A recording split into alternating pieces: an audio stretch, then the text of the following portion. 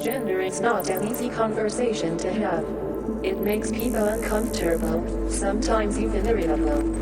Both men and women are resistant to talk about gender, or are quick to dismiss the problems of gender. Because thinking of changing the status quo is always uncomfortable. Some people ask, why the word feminist? Why not just say you are a believer in human rights, or something like that? Because that would be dishonest. Feminism is, of course, part of human rights in general, but to choose to use the vague expression human rights is to deny the specific and particular problem of gender.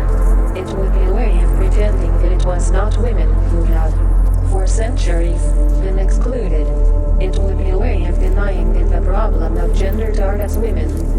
That the problem was not about being human, but specifically about being a female human.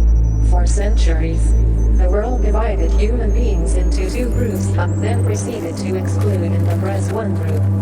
It is only fair that the solution to the problem acknowledge that. Some men feel threatened by the idea of feminism.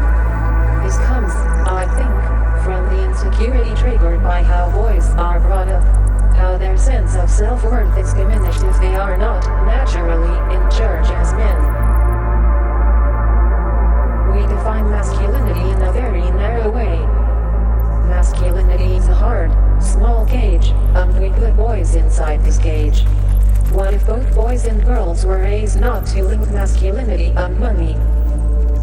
What if their attitude was not, the boy has to pay, but rather, whoever has more should pay? Of course, because of their historical advantage, it is mostly men who will have more today. But if we start raising children differently, then in 50 years, in 100 years, boys will no longer have the pressure of proving their masculinity by material means. We teach boys to be afraid of fear, of weakness, of vulnerability. But by far the worst thing we do to males, by making them feel they have to be hard, is that we leave them with very fragile egos. The harder a man feels compelled to be, the weaker his ego is. And then we do a much greater disservice to girls, because we raise them to cater to the fragile egos of males. We teach girls to shrink themselves, to make themselves smaller. We say to girls, you can have ambition, but not too much. You should aim to be successful, but not too successful. Otherwise you will threaten the man. If you are the breadwinner in your relationship with a man, pretend that you are not, especially in public.